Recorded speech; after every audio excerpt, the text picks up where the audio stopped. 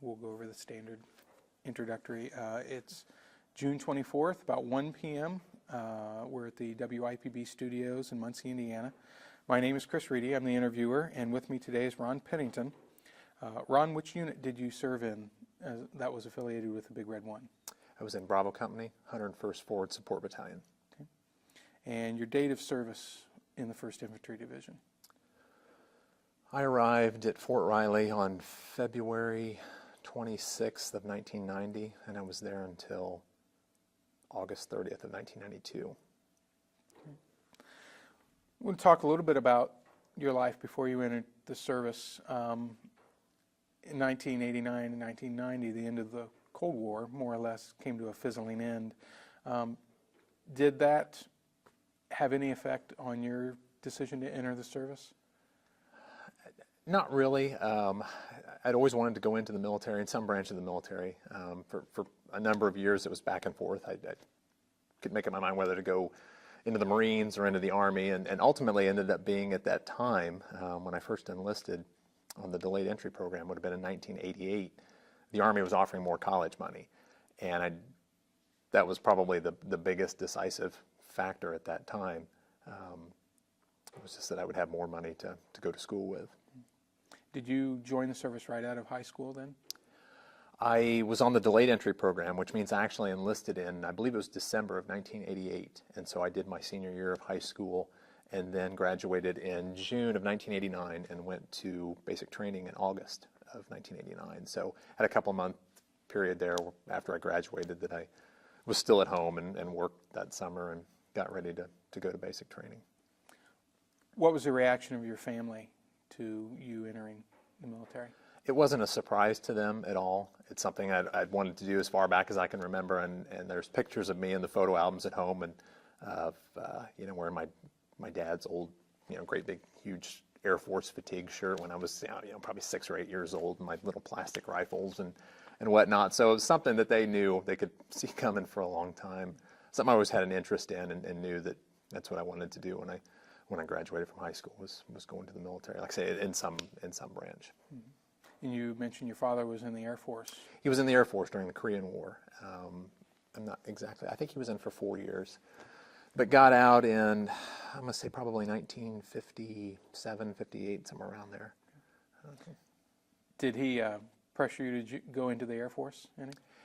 I don't remember my parents, either one of them, really pressuring me one way or the other. I believe he probably would have rather seen me go in the Air Force than the Army for just for a nostalgia type of reason. But they pretty much left that decision up to me as far as which branch I wanted to go into. You had mentioned wanting to go into the military and get some money for schooling. When you enter the military, all of the opportunities they offer for education while you're in there, was there something you had your sights set on, or how did you come to choose the MOS that you ended up with?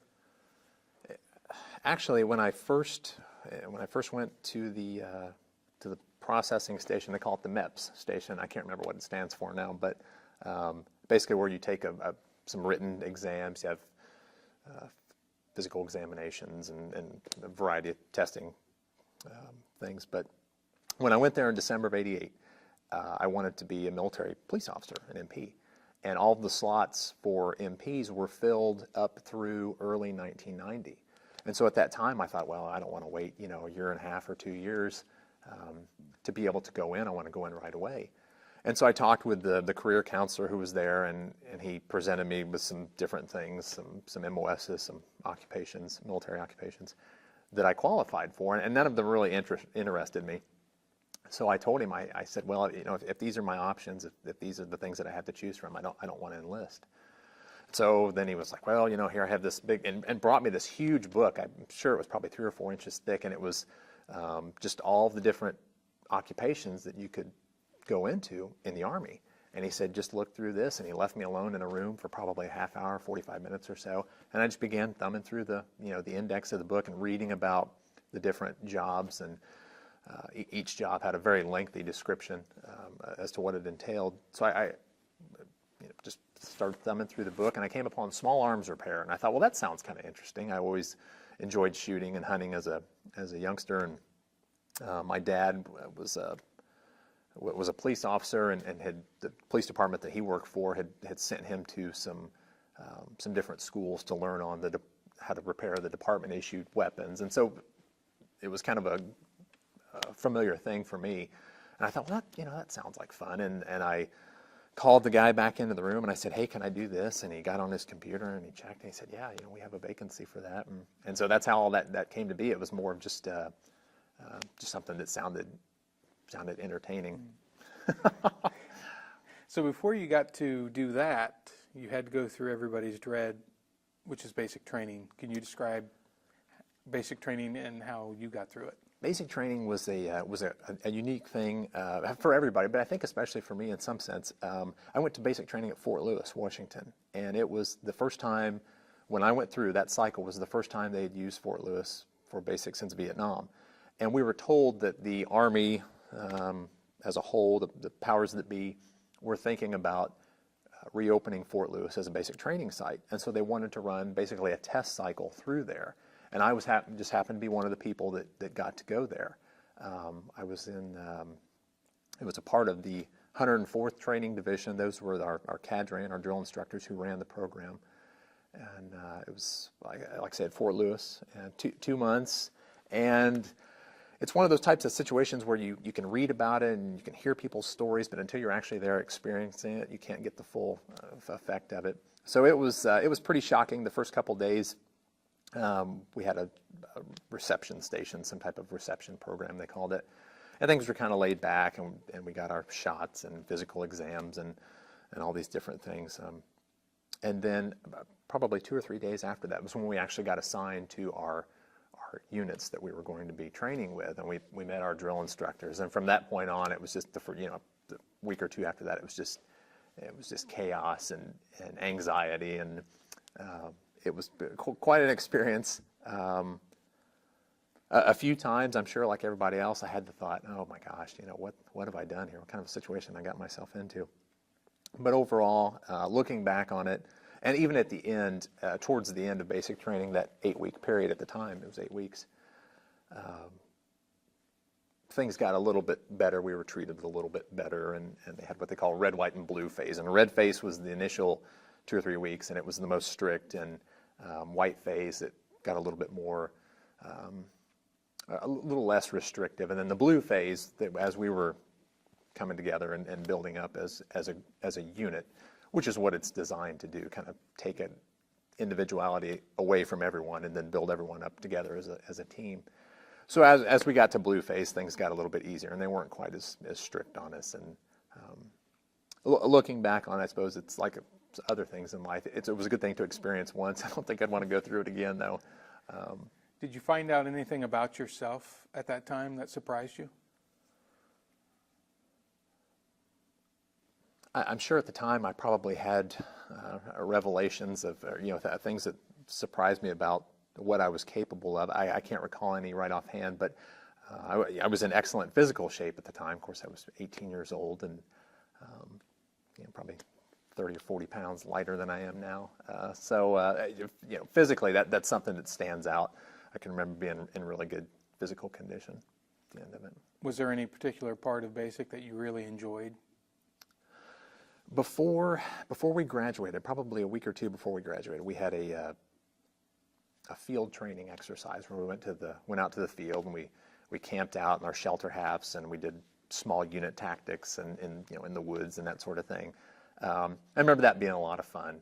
We had some mechanized infantry soldiers there. They were a part of the cadre in some capacity, and they took us out in their M113 personnel carriers, and we learned when they would drop the ramp, we learned how to filter out of the vehicle and set up our lines on the side, and then use our small unit tactics to rush forward and capture the objective type thing. So I remember that was a big part of it, and that was a lot of fun. I always look forward to that for those few days of that week that we were out there doing that.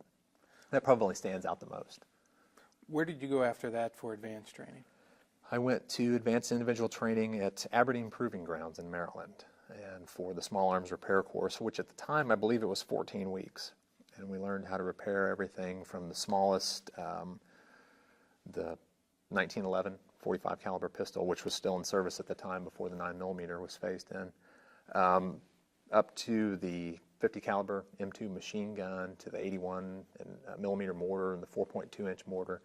So quite a wide range of weapons that we learned how to repair and service and whatnot.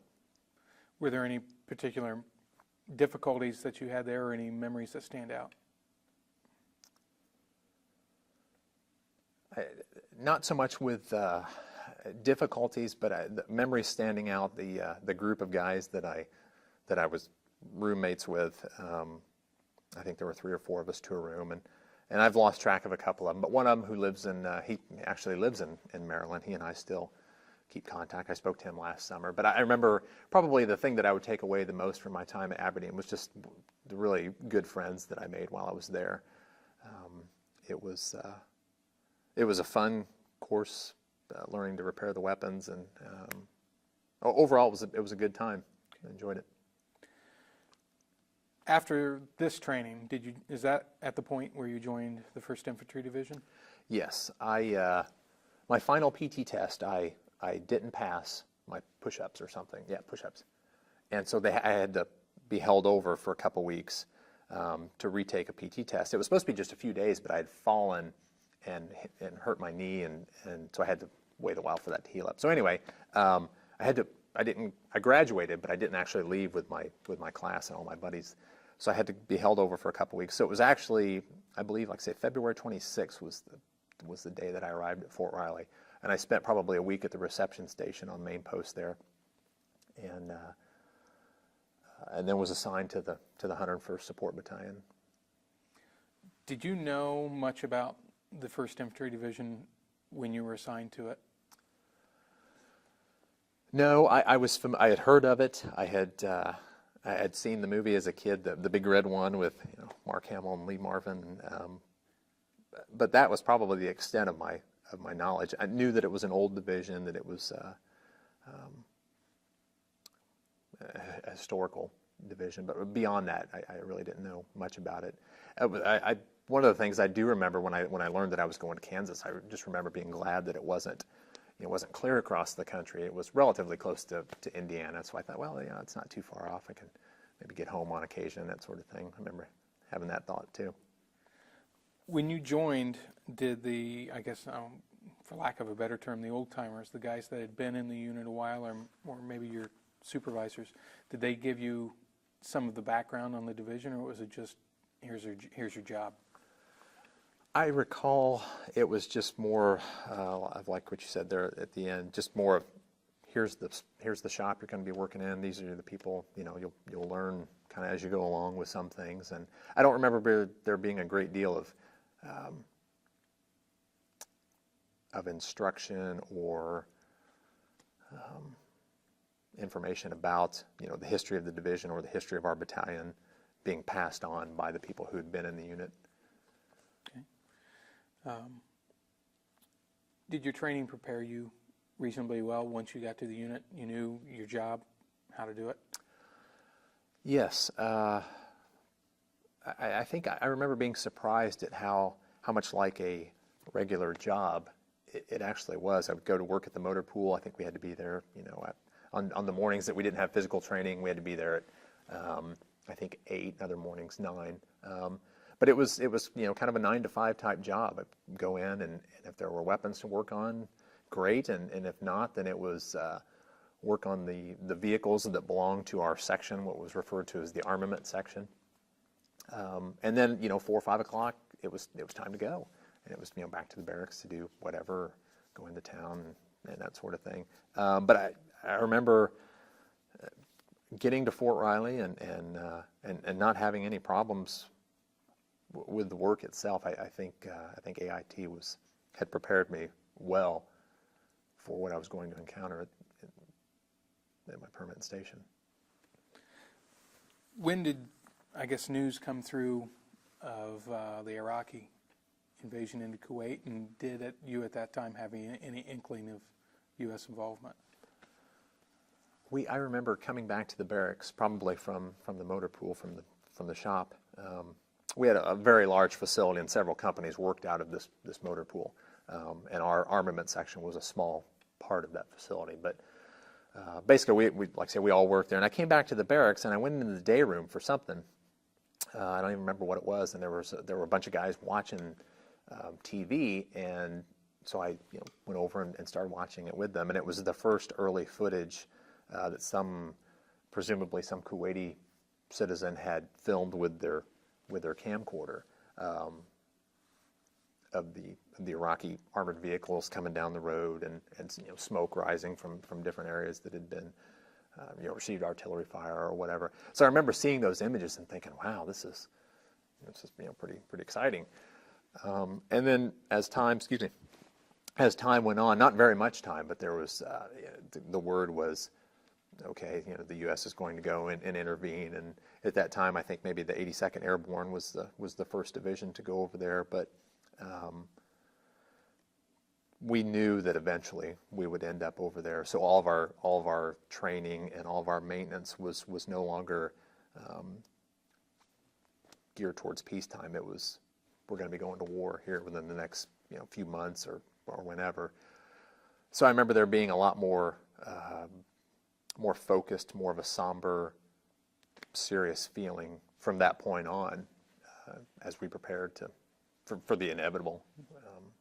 What were your feelings? How did you feel about that? I'm sure there was probably some fear, some apprehension, but I think also what I remember most distinctly at the time leading up to that, it was excitement. It's like, wow, I'm going to be going over here to this country, and it's going to be a war. And I don't recall having any real serious thoughts at that time about being scared of dying or anything. It was just kind of a big adventure, and I think the people that I hung out with, I think we all kind of shared that. And like I say, maybe that was just because we were all 18, 19 years old. But it was anticipation, kind of an excitement at the unknown. When did you deploy to Saudi? We received our deployment notice shortly before Thanksgiving of 1990, I don't think. And so we began loading all of our equipment and vehicles and on the railroad tracks that was there on Fort Riley. Railroaded all of our equipment. We actually got to go home for Christmas leave. I think I came home for about a week and came back for a few days. Actually left Fort Riley on December 26th of 1990.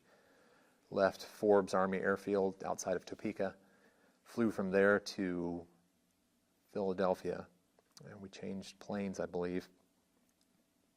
And then flew from Philadelphia to Brussels, and then from Brussels, Belgium, to King Khalid Military City in Saudi Arabia. And your equipment went by air or by ship? To the best of my recollection, most of it went by ship, because there was a probably 2-week period after we arrived in Saudi Arabia that we did nothing but train. What type of training? Predominantly nuclear, biological, chemical related training, putting on your protective mask, putting on your what they call the MOP suit, the mission oriented protective posture suit, setting up the I can't remember the name of them now or the numbers, but the chemical detectors, the little machines that would detect the presence of chemical agents and things like that. So most of it was geared towards NBC training, but we did all that while we were waiting on our equipment to come into the port of Dammam. We were in the city of Al-Khobar, and which later they started calling it the Khobar Towers, where there was the bombing in 94, 95, somewhere around there. But that's where I stayed when I first got there for the first couple of weeks. And that training with the MOP suit and that awareness of chemical weapons, did that kind of take some of the shine off of the adventure? It did, and I recall before we left Fort Riley, we had watched videos and probably news clips also of the effects of chemical weapons on people that had been exposed to them. And so that was, I think that was probably the thing that we were all the most worried about. And like I said, there was a very heavy emphasis on that at that time. When you, or maybe prior to entering Saudi Arabia, what sort of information was given to you regarding that culture? I remember we had training on the Arabic culture. I remember there were some things that that we weren't supposed to wave at people with our left hand because that was considered offensive, and that women weren't as accepted in society as men were. I'm trying to think of some of the other things that they really stressed to us. Those are the two that come to mind right offhand. Did you have women in your unit? There was one female soldier in my section. I don't remember how many women we actually had in our company or our battalion, but I did have one female soldier that I worked with on a daily basis. From your vantage point, where you could see it and interact with some of the females in your section, when you got to Saudi Arabia, was it difficult for them? Not that I recall. I don't remember that initially I don't remember having a great deal of exposure to the Saudi people. We were in the Khobar Towers area.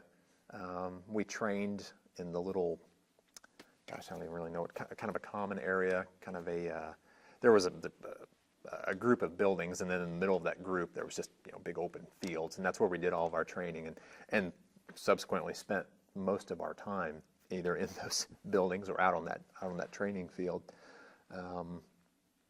When we went to the port to pick up our equipment, pick up our vehicles to drive to our first tactical assembly area, was probably the first time that we had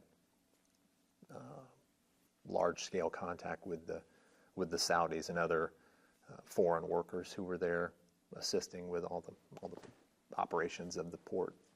I don't remember there being any specific difficulties that this soldier had in particular. Okay. Upon receiving your equipment, you had your mission again. What was you and your unit responsible for? What were you tasked to do? We were tasked I was on the advance party because I was the driver for my captain, Gary Holbrook. We left a little bit earlier than everyone else to go and kind of scout out our first tactical assembly area.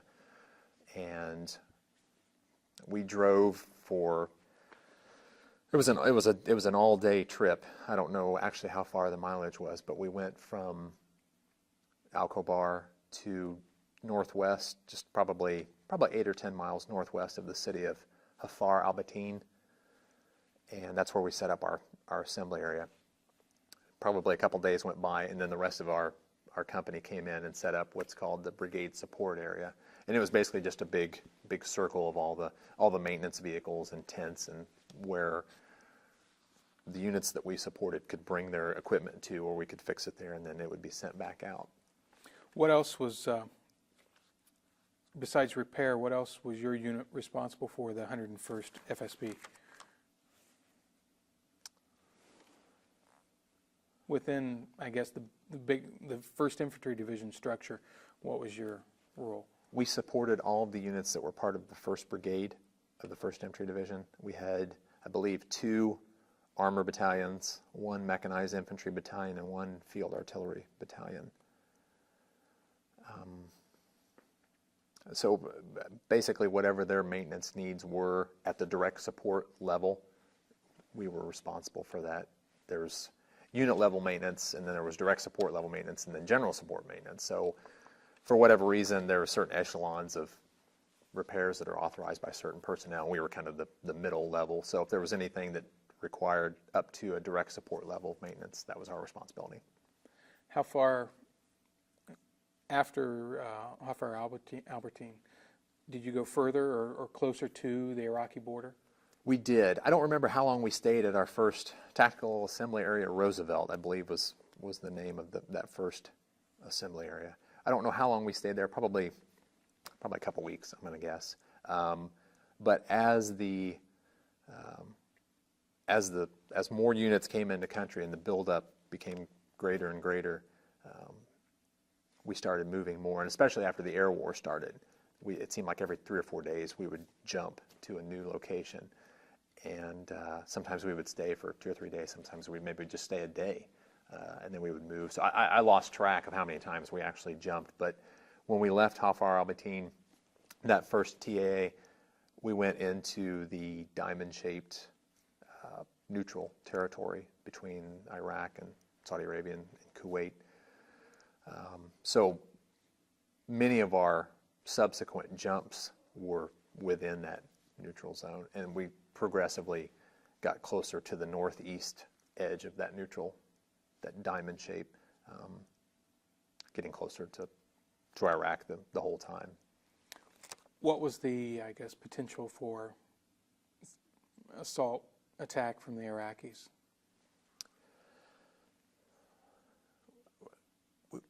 It was something that I guess that we realized was a possibility. We knew that they weren't. The closer we got to the border, we knew that obviously we were getting closer to the enemy, to the Iraqi soldiers. I don't remember any kind of real strong apprehension or fear that we were going to be attacked. But I think it was just an awareness, kind of a tactical awareness to maintain your vigilance and know that we weren't all that far away from where they were. What was the reaction when the air war started? I remember being awakened at probably 2 or 3 o'clock in the morning by the warrant officer in our section, and said that it was stand to. Everybody was 100% on the perimeter. And I remember getting up and getting dressed and getting my weapon and going out to my fighting position that was on our perimeter, and not really understanding what was going on until later. Chief Cleaver was his last name, came back around and said, "Hey, the air war started," and he had a pair of night vision goggles, and he said, if you handed me the goggles, he said, if you look up to, I guess probably would have been the north or the northeast at that point, he said, if you look up there, you can kind of see little flashes of light through the night vision goggles. They weren't visible to the naked eye, and they were just barely visible even with the night vision. But he said the air war started. They're bombing artillery positions and bunkers and whatnot. So that was an exciting kind of an eerie excitement, but a thrill. What were your personal thoughts at that time? Specifically, I don't remember.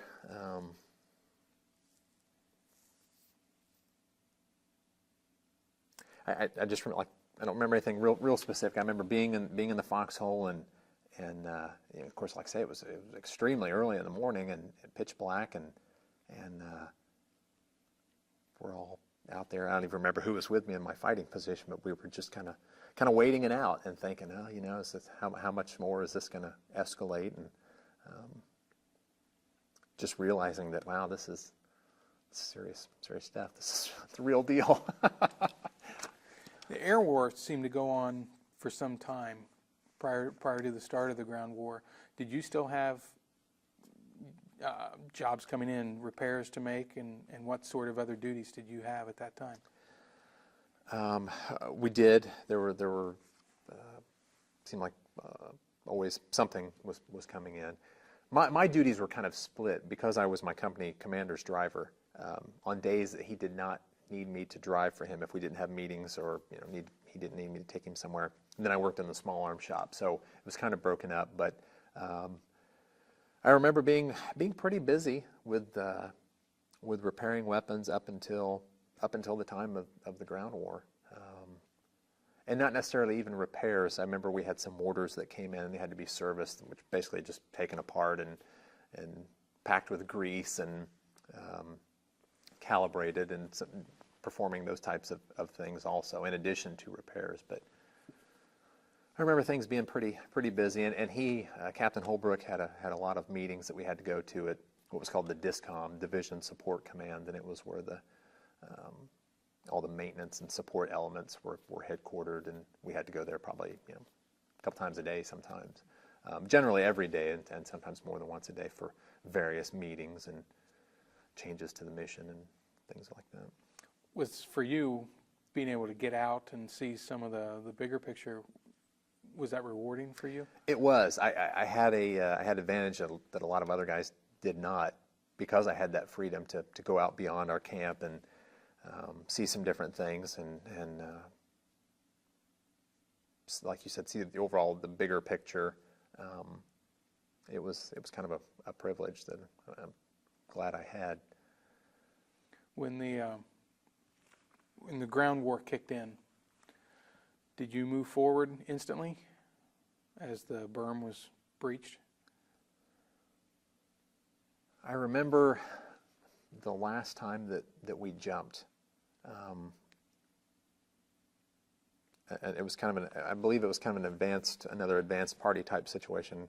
Captain Holbrook and I and Lieutenant Whitson, Kirk Whitson, was our platoon leader. And I remember whoever Lieutenant Whitson's driver was, the four of us left, and it was an afternoon, and we were starting to get into some really hilly, more vegetated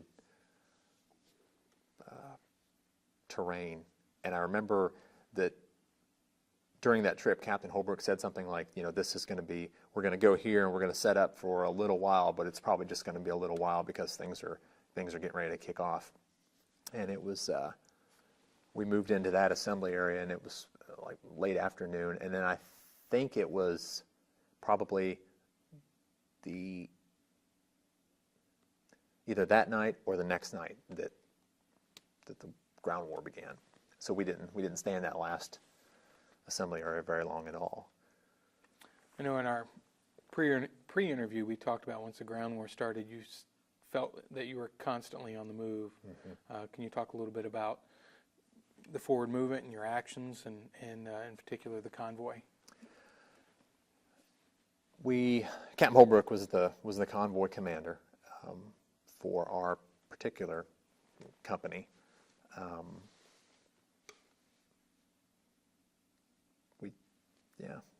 I don't remember a great deal other initially than just driving. And like I said, terrain changes and the weather wasn't all that great. And me and my 19-year-old infinite wisdom, I didn't pack wet weather gear because I thought, well, we're going to the desert, it doesn't rain or anything. So I remember driving in the rain and having to get out a couple of different times and just being soaked from the heavy rain, and drove without any real memorable events until late afternoon, early evening of the second day of the ground war. And as we went further north and northeast, we started seeing more debris, more shot up vehicles and tanks that were still on fire and trucks that were on fire, and just thick black smoke. And so as we went further, those sites became more prevalent. Was there an instance, I think you told me you were in a convoy and one of the vehicles broke down. Can you tell me about that incident? Yes. We came through the breach where the engineers had gone through and cleared away big holes or blown big holes or whatnot in the sand berms that were probably 10 or 20 feet high. Lanes had been cleared for us, and we had some engineer units, or a engineer unit, attached to our convoy, and there were some unit from Germany. And there was one of the vehicles was what they call a lowboy, and it was a big flat bed trailer. It was used for hauling real big equipment, had great big huge tires on it. It had gotten stuck in the wet sand, and it had a bulldozer on the back of this lowboy, so it got bogged down. So Major Thornton, who was our battalion S4 officer, he took over the convoy, and Captain Holbrook and I stayed back at the berm, at the breach, to wait until these guys got their vehicle freed and whatnot. So everybody else kind of went on ahead of us. And of course, at this point, where we were at, there was a lot of vehicles on fire and smoke everywhere, and it was getting dark. You had you had the fire from the burning vehicles, but overall, I mean, it was getting to be on nighttime. And we stayed until these guys got their vehicle freed, and they got out and they came back to us, and we were talking. And I remember looking down at my watch, and it was 5 minutes till 8 at night.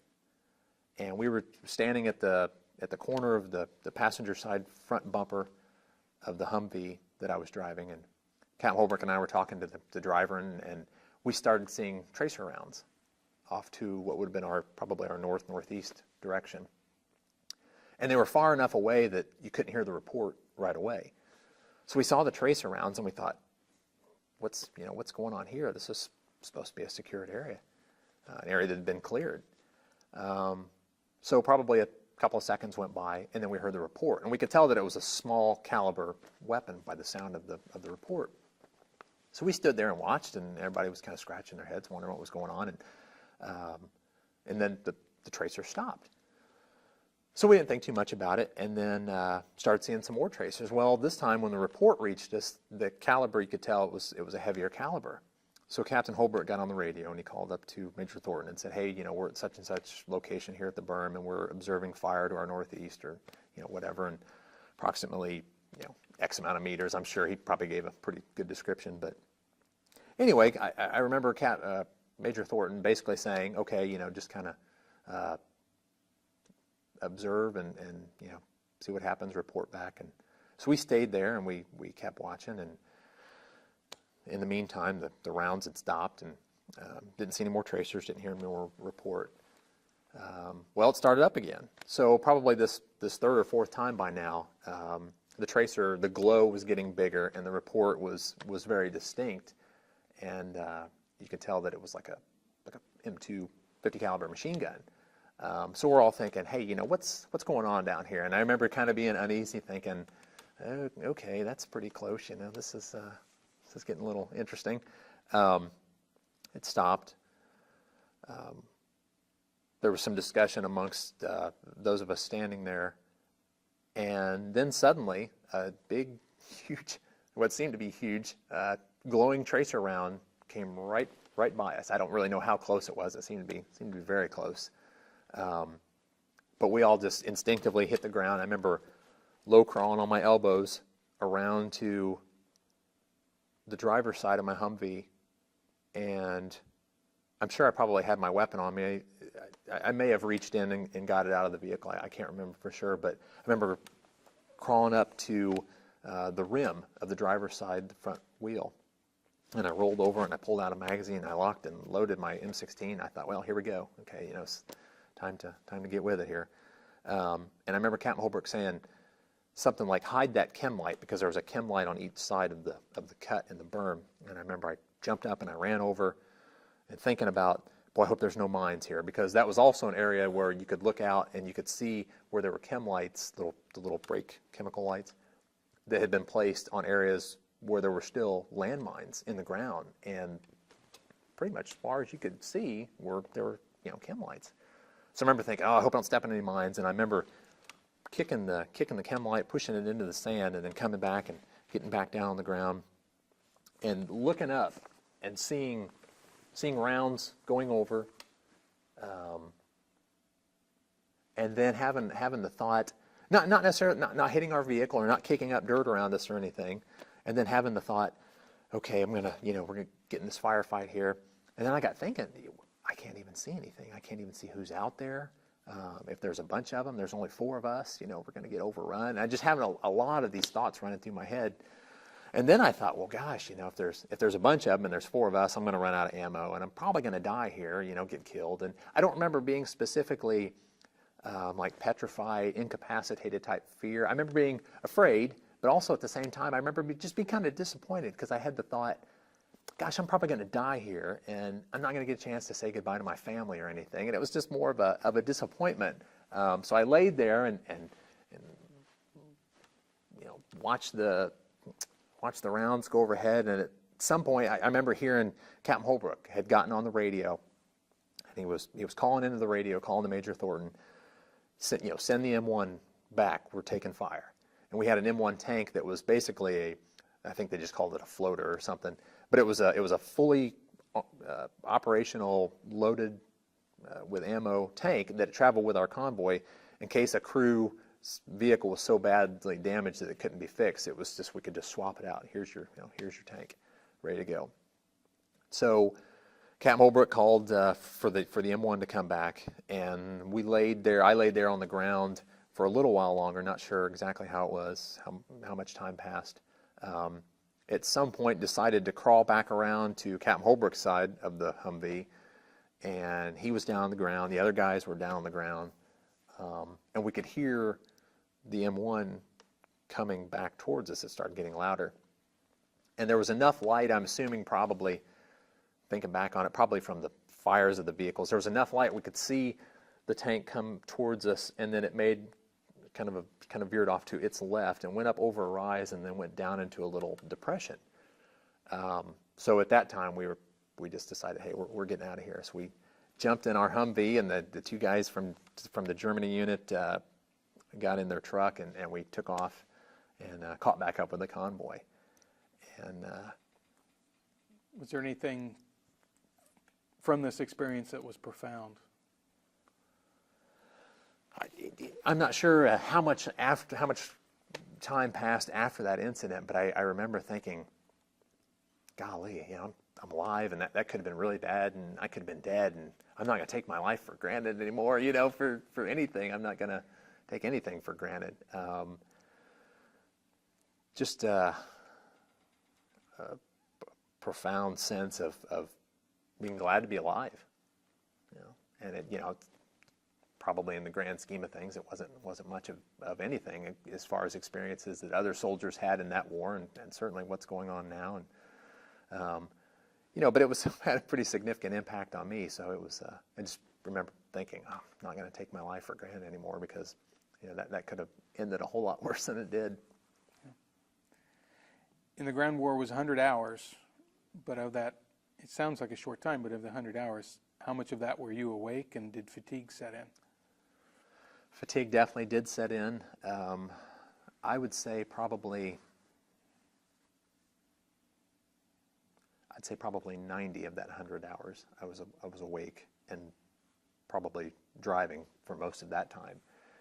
I remember stopping and sleeping on the hood, crawling out onto the hood of my Humvee at one point. I'm not sure what time it was. It was dark out, for night, early morning at some point.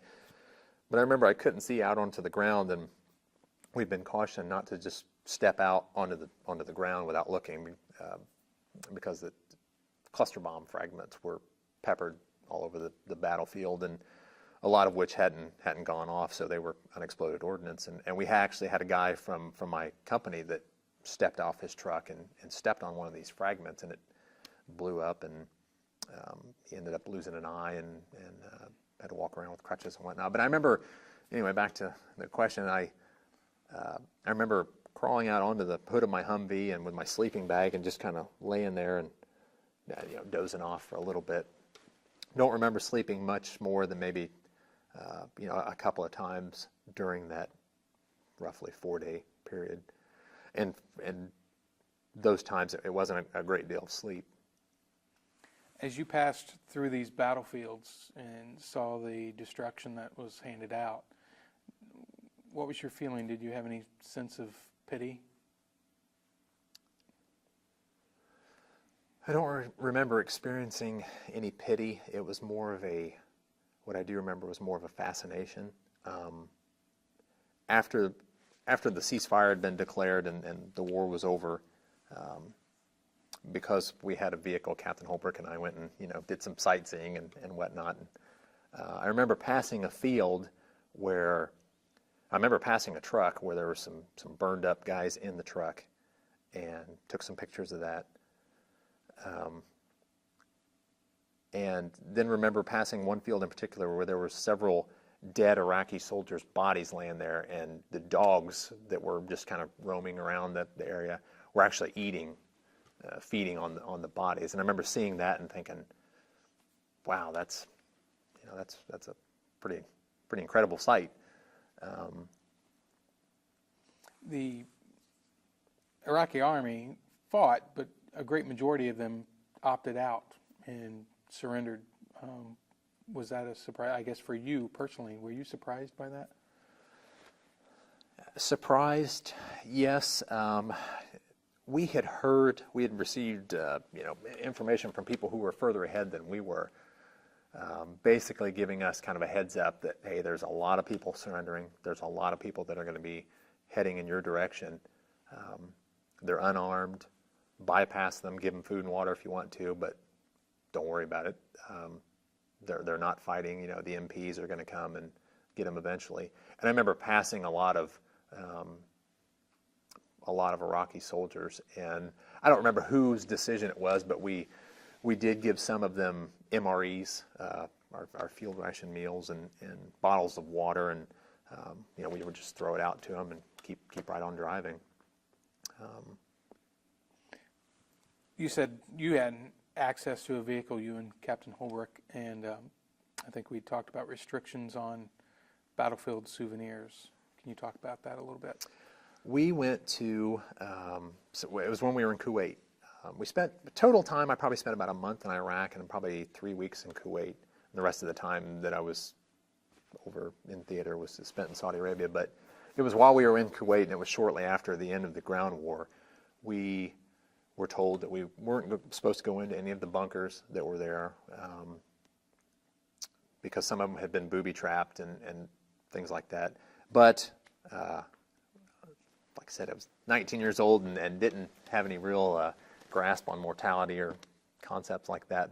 We decided we were going to go in the bunkers and look around and see what we could find. And I remember going in a few of them and finding journals or ledgers of some kind with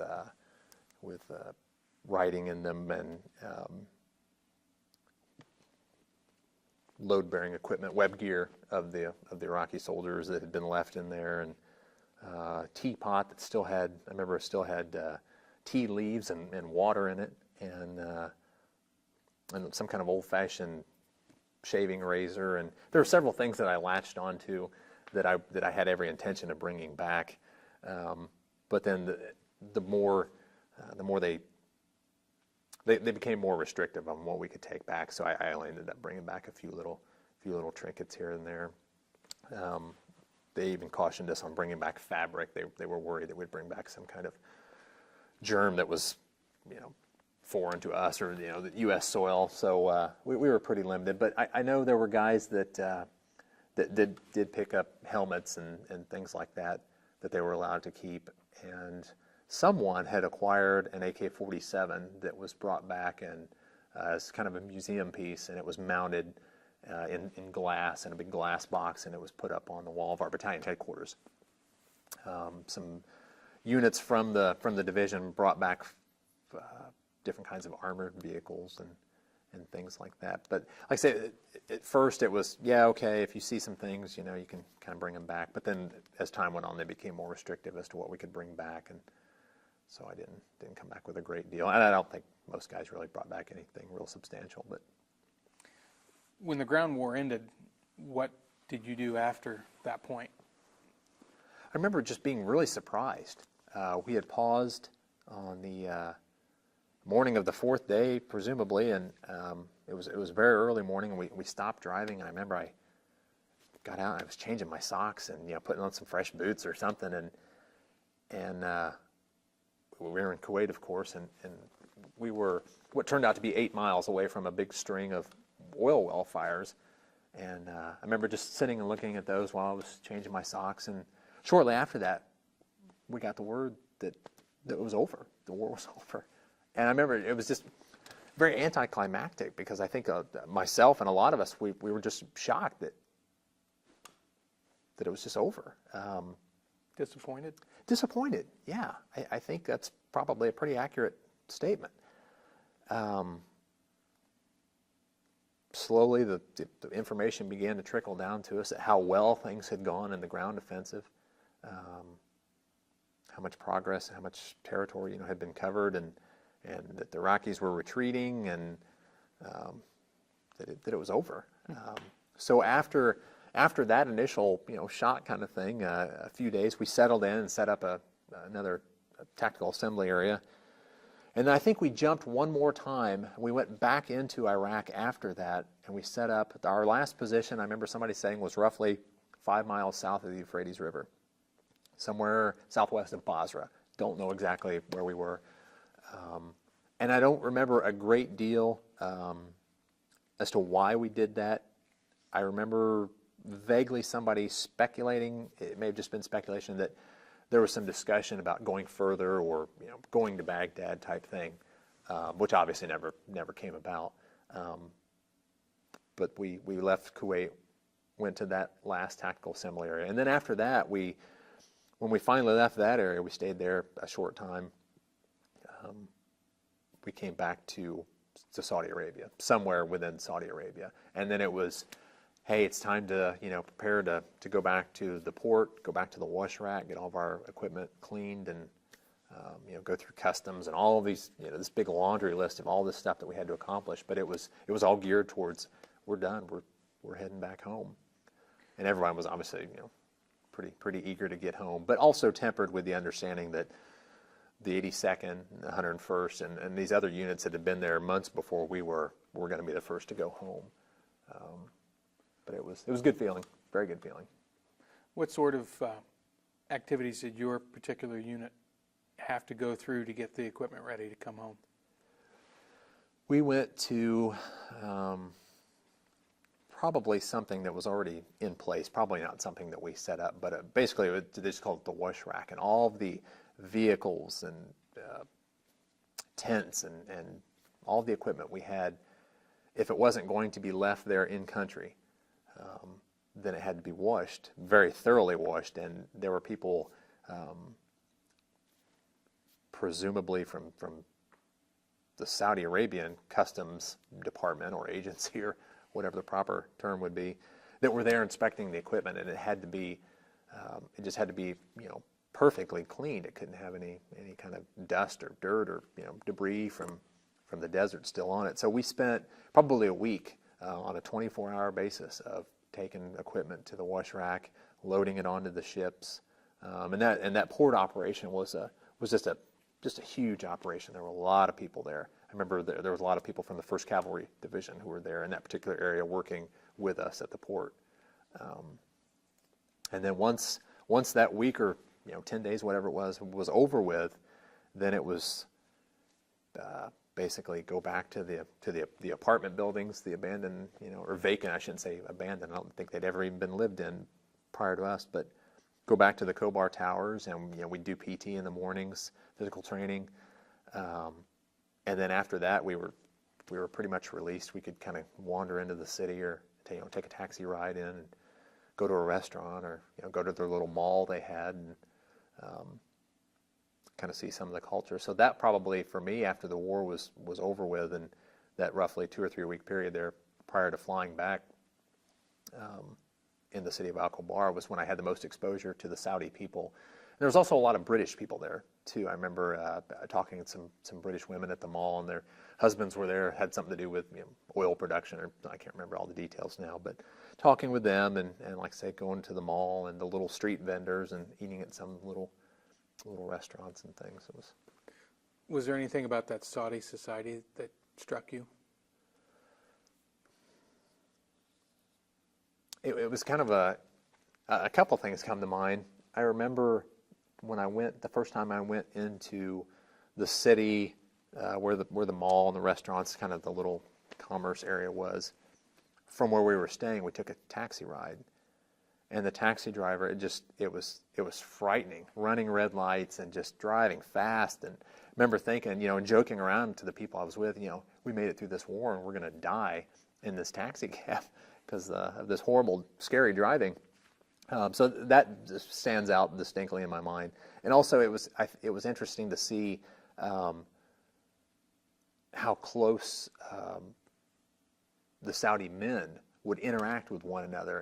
And here in the United States, we have obviously personal space and comfort zones and things, but that wasn't an issue for them. So men would hold hands and stand very close to one another. And so that was kind of an interesting thing to see, never having been exposed to that, and took a little getting used to. But those are the things that stand out the most. And cigarettes, it seemed like everybody all the Saudi people that I remember seeing were just very heavy smokers.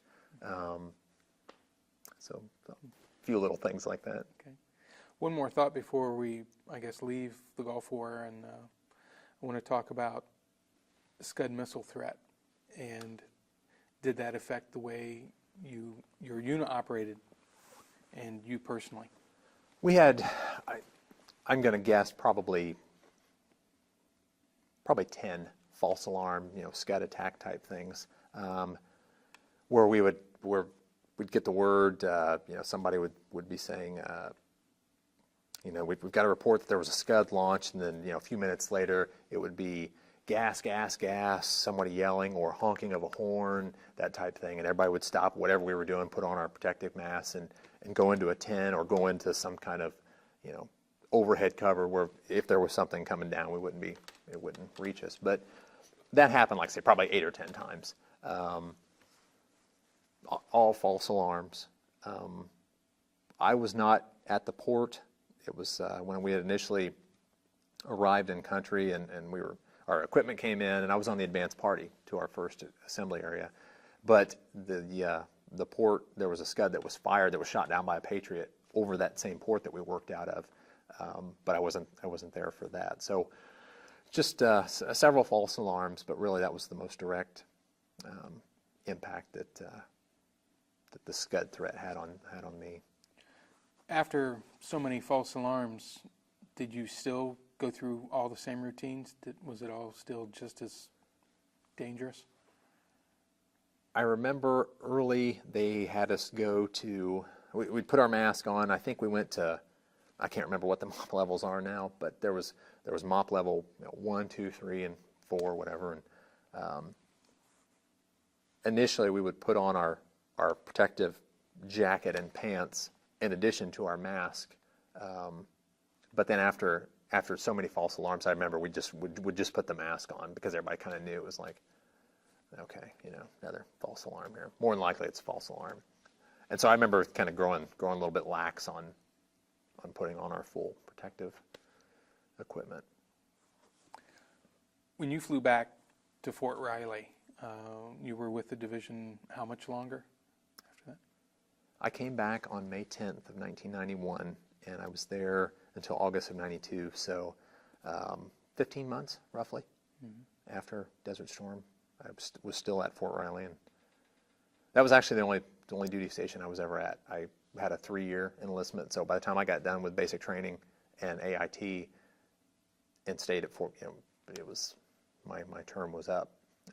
I initially had a 4-year contract, but with all the reduction in force cutbacks that were going on then, there was a program where you could get out early, and I enjoyed it, but I wanted to get out and go to college and that sort of thing, and come back to Indiana and that sort of thing. So I actually only ended up doing 3 years at that time.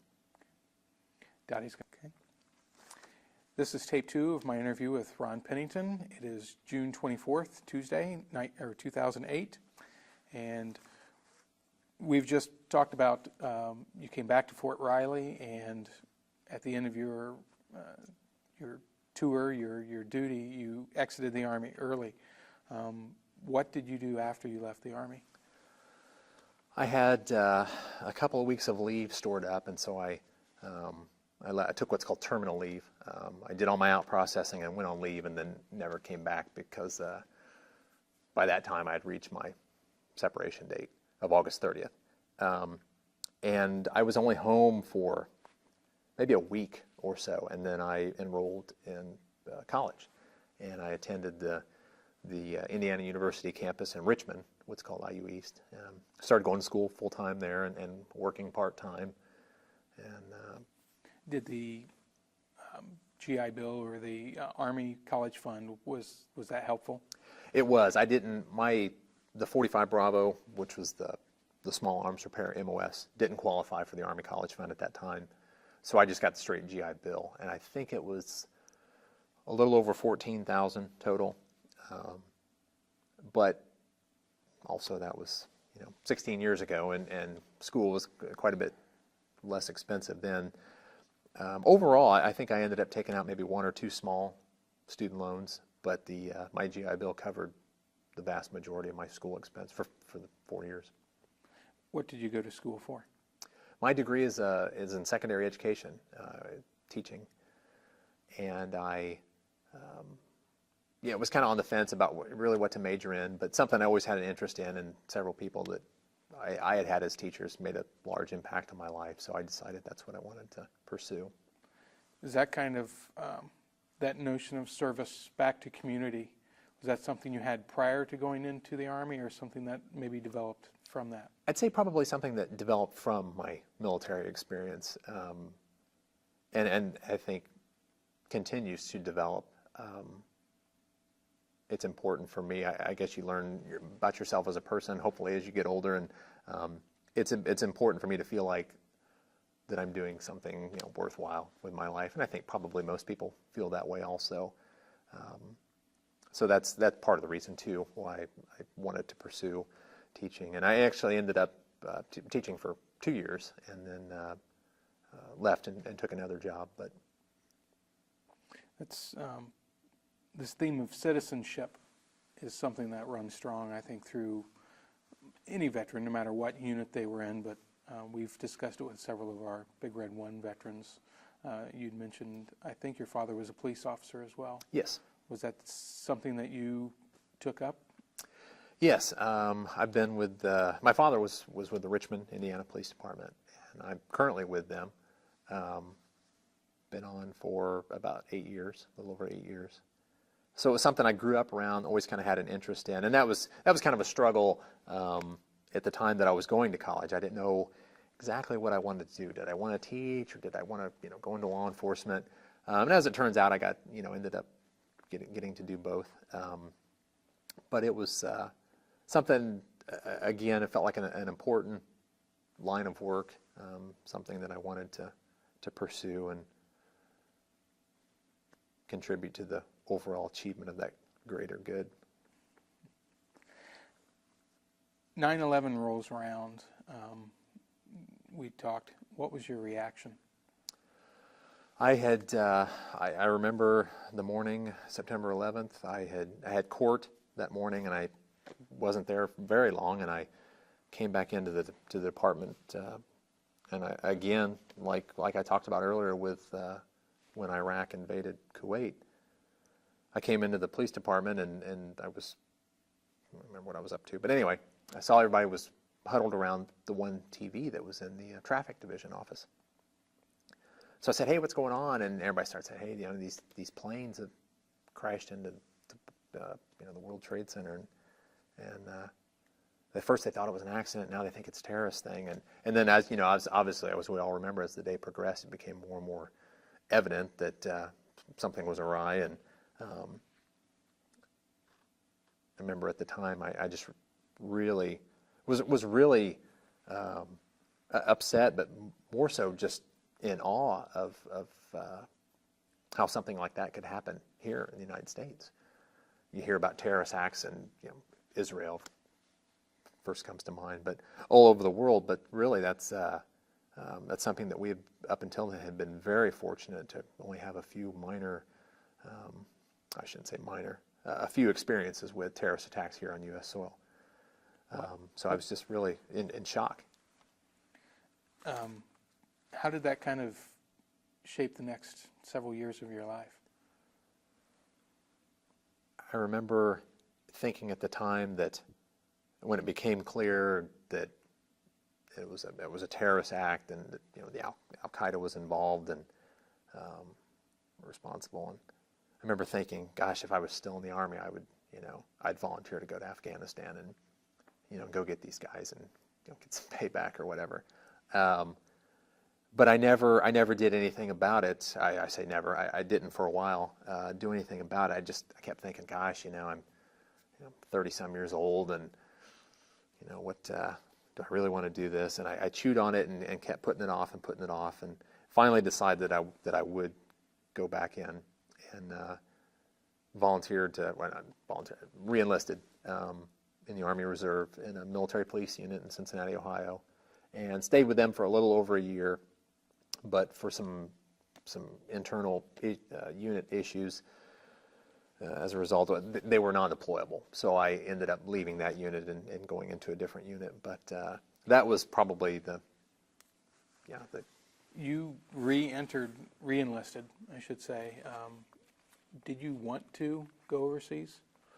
I did. That was my reasoning. I say because, and I chose a military police unit because it was something that I was familiar with, something I did as a civilian police officer. But I came back in January of '03, and I stayed with the military police unit until probably February or March of '04. And once it became clear that that unit wasn't going to be able to deploy, like say for some other reasons, I decided to kind of look around for a different unit. Where did you go after that? I went to the 2nd Battalion, the 338th Regiment, which is it's part of a 205th Infantry Brigade, and it's a training support battalion. And it's been a rewarding job. I have in some ways had the fortune of being stateside here for the past 2 years. I just came off a 2-year mobilization. Where I was stationed at Camp Atterbury here in Indiana, in the southern part of the state, which is a mobilization site. So many of the units that are going to Iraq and Afghanistan, and even some of the units that are going to Kosovo for peacekeeping duty, come through Camp Atterbury, and they receive training on what they'll be doing once they get over a theater.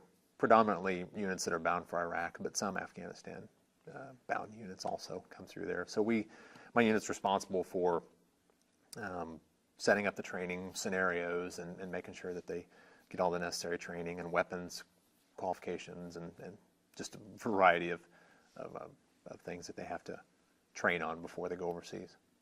When you joined that unit, your current unit, were you married at the time? Yes, I got married in May of 2005 and had joined the 2nd of the 338 just probably a year or so before that. What was the reaction of your wife? My wife comes from a family who really has no military background. She has an uncle who was in Vietnam. But aside from that, the military has been a totally foreign thing to her. So she's been very supportive, exceptionally supportive. But I can't say that she fully identifies with it and understands everything, but knows that it's something that's very much a part of me, something that's very important to me, and so in that sense, she's supportive of that. And you say you're ending your 2-year mobilization. Will you be out of the Army at that point? No, I'll be just going back to my normal, what they call TPU status, meaning I'll just go to drill 1 weekend a month and 2 weeks in the summer. I finished up at Camp Atterbury on the 13th, so about 10 days ago, and have a couple weeks before I go back to my civilian job, so I'm not shaving, letting the hair grow a little bit. Was there any thought in 2003, early 2003 for you, I'm going to go back to the First Infantry Division? I know that they're an active unit. Did you consider that? If I had been notified or informed or in some way that I was going to go to Iraq or Afghanistan, but Iraq in this case, I had that thought. I thought, I wonder if I could try to get back in with the first ID and, at least kind of be in somewhat of a familiar environment, so to speak. But I did have that thought, and it never materialized. And the thing with my MOS being military police, it's a shortage MOS, so there's kind of there's always been an outside chance that I could be pulled from my unit and attached to another unit just because there's such a shortage of MPs. So it was always something that was kind of in the back of my mind, and I thought, well, if that happens, I'll see if I can maybe go to the first ID, maybe be assigned to an MP unit there. But that didn't materialize. But I did have that thought. Do you have any, closing thoughts, anything that we haven't touched on as far as your service in the First Infantry Division that has had an impact on your life? Probably the division motto of no mission too difficult, no sacrifice too great, duty first.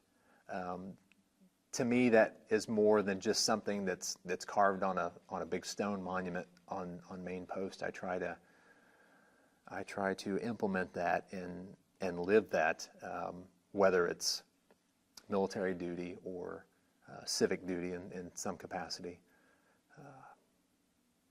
It's something that has impacted me, left a deep impression on me, and I try to.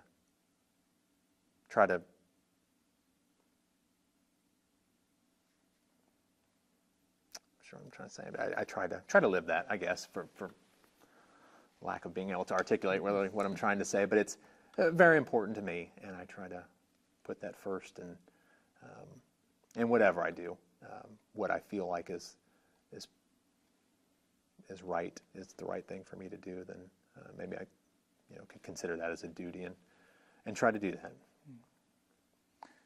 Anything I've missed? I don't think so. Okay. Thank you so much.